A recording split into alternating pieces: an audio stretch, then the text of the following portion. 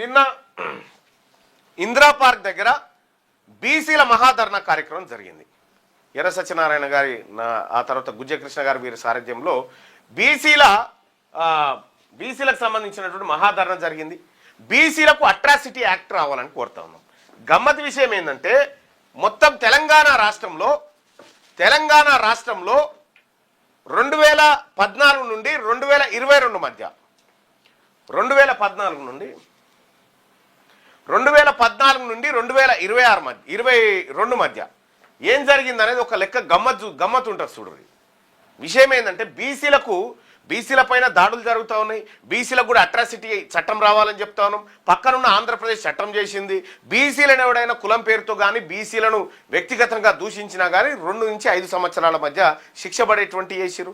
ప్రత్యేక పరిస్థితుల్లో బెయిల్ రాకుండా చేసిరు ఏపీలో. ఇక్కడ కూడా బీసీలకు అట్రాసిటీ చట్టం రావాలి.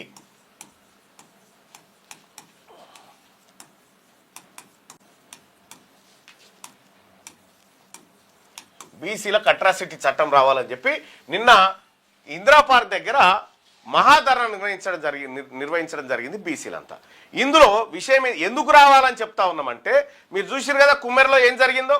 కుమ్మెర ఘటనలో బీసీల చేతనే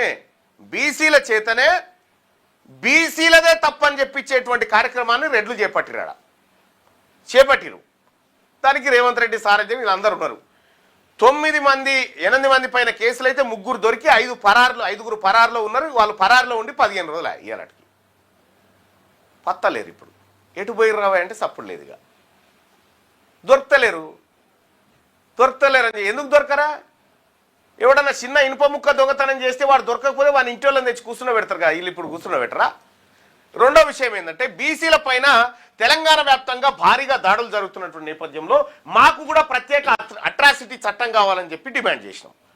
దీంట్లో ఎందుకు డిమాండ్ చేయాల్సి వచ్చిందంటే 2014-2022 మధ్య, ఇందులో 2015 డాటా మిస్ అయింది, ఇది ఒక్కటి దొరకలేదు. ఈ మధ్య కాలంలో మొత్తం తెలంగాణ రాష్ట్రంలో ఎస్సీ ఎస్టీ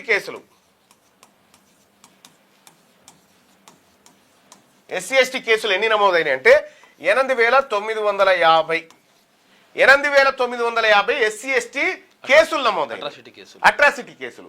ఈ 8,950 కేసులలో బీసీల మీద ఎన్ని కేసులు పెట్టిరికేనా? 8,162 ఏమో బీసీల మీద పెట్టిరు. ఈ బీసీల మీద ఎస్సీలు పెట్టినటువంటి అట్రాసిటీ కేసులు ఇవి. ఎందుకు పెట్టిర్రా అని చెప్పి విషయాన్ని పరిశీలిస్తే, చాలా ఇండెప్త్గా పరిశీలిస్తే, ఈ రెడ్లు ఏం చేసిరంటే ఎవడన్నా బీసీ ఓడు జర్ర ఎదుగుతుండనుకో వాన్ని ఈ ఎస్సీలను ఎగేసి వాని మీద అట్రాసిటీ కేసులు పెట్టించారు అన్నట్టు. అట్రాసిటీ చట్టం రెడ్ల ప్రయోజనాల కోసం పనిచేసింది ఇక్కడ. మరి బీసీల మీద ఈ తరీకాలో ఎస్సీ ఎస్టీ అట్రాసిటీలు కేసులు పెడతా ఉన్నారు. అందులో చాలా వరకు వాస్తవానికి ఏంటంటే ఇందులో కనీసం 30% కూడా నిజమైన కేసులు లేవట. 30% కూడా నిజమైన కేసులు లేవట. ఇది ఎవరో కాదు, రాష్ట్ర ప్రభుత్వం దిశా మీటింగులు పెట్టి అన్ని సర్క్యులర్ చేస్తూ ఉంటే అవి కలెక్ట్ చేసి తీసినటువంటి లెక్కలు. ఆ ఎఫ్ఐఆర్ కాపీలలో ఏ కులం ఏం కథ ఏం లెక్క అనే దాని మీద తీసినాం. ఇక్కడ రెడ్లు వెలమల మీద పెట్టినటువంటి కేసులు చాలా స్వల్పం, చాలా తక్కువ. రెడ్లు వెలమల మీద పెట్టినటువంటి కేసులు కేవలం వందల సంఖ్యలోనే ఉన్నాయి. బీసీల మీద పెట్టిన కేసులు 8,162 కేసులు ఉన్నాయి, ఎస్సీ ఎస్టీ కేసులు.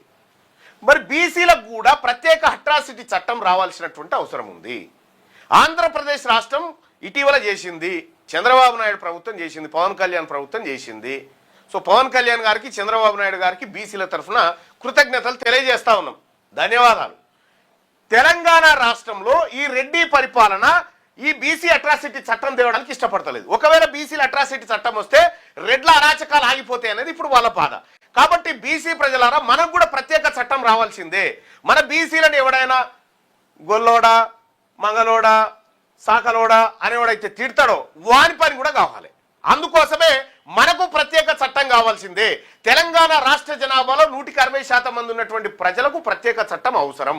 దానికోసమనే నిన్న మహాధర్నా కార్యక్రమం నిర్వహిస్తే చాలా మంది వక్తలు మాట్లాడారు, చాలా మంది సంఘాలు అందులో పాల్గొన్నారు, పార్టీలకు అతీతంగా అందులో పాల్గొనడం జరిగింది.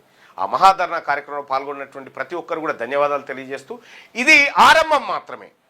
చాలా పెద్ద బలమైనటువంటి బీసీ ఉద్యమాన్ని తెలంగాణ రాష్ట్రంలో అందరం కూడా కలిసి వచ్చేటువంటి వాళ్ళందరం కూడా కలిసి నిర్మించడానికి సమాయత్తమైతా ఉన్నాం.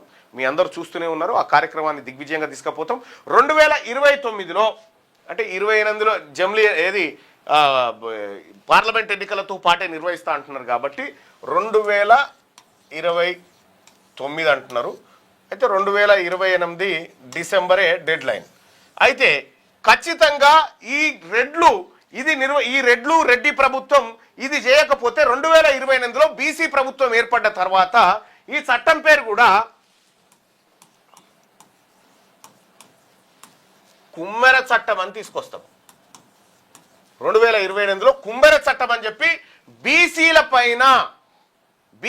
పైన ఒత్తిడి లేదంటే ఇతర అంశాలు ఏవైతే ద్వారా వాళ్ళని ఇబ్బంది పెడతారో వాటిని నిరోధించేటువంటి కుమ్మెర చట్టం 2029 ఈ ప్రభుత్వం తీసుకురాకపోతే మేము తీసుకురావడానికి సిద్ధంగా ఉన్నాం. 2028 నాటికి ఈ రెడ్లను ఈ వెలమలను ఈ తెలంగాణ రాష్ట్రంలో పుట్టగతులు లేకుండా రాజకీయంగా ఖతం చేసి బీసీల అధికారంలోకి వచ్చిన తర్వాత బీసీలు తెచ్చుకోబోతున్నటువంటి చట్టం ఇది. దీనికోసం నిన్న డిమాండ్ చేయడం జరిగింది.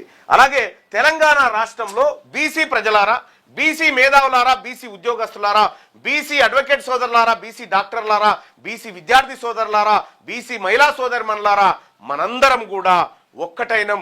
ఈ రోజు ఈ పరిస్థితులు ఉన్నటువంటి దరిదాపుల్లో మన కళ్ళ ముందే ఒక బిడ్డను కాలుతోని తొక్కి సంపి ఇలా రెడ్లది తప్పు లేదని చెప్తున్నటువంటి మాట మీరు అందరూ చూస్తూనే ఉన్నారు కదా. ఈ దుర్మార్గాన్ని ఖతం చేయాలి. అందరం చచ్చిపోతాం ఏదో ఒక రోజు. బట్ మన జాతుల కోసం ఏదైనా చేసిన తర్వాతనే చావాలి. ఉన్నది ఒకటే జన్మ. ఈ జన్మలోనే ఏదైనా మన ప్రజల కోసం చేయాలి. ఈ అరాచకాన్ని అంతం చేసే దిశగా ఈ యుద్ధంలోకి మీరు రండి. ఈ యుద్ధంలో మీరు పాల్గొనండి. తెలంగాణ రాజ్యాధికార పార్టీలో చేరండి. ఈ యుద్ధాన్ని మరింత ముందుకు నడిపించాల్సిందిగా రిక్వెస్ట్ చేస్తా ఉన్నా. మీరు ఈ పార్టీలో చేరాలంటే మీరు చేయాల్సినటువంటిది ఒకటే చిన్న పని. ఇది ఈ తెలంగాణ రాజ్యాధికార పార్టీ ఇది ఫక్తు బీసీల ఆకాంక్షలు నెరవేర్చే పార్టీ. ఇది అన్యాయం జరిగిన వర్గాలకు అండగా నిలబడేటువంటి పార్టీ.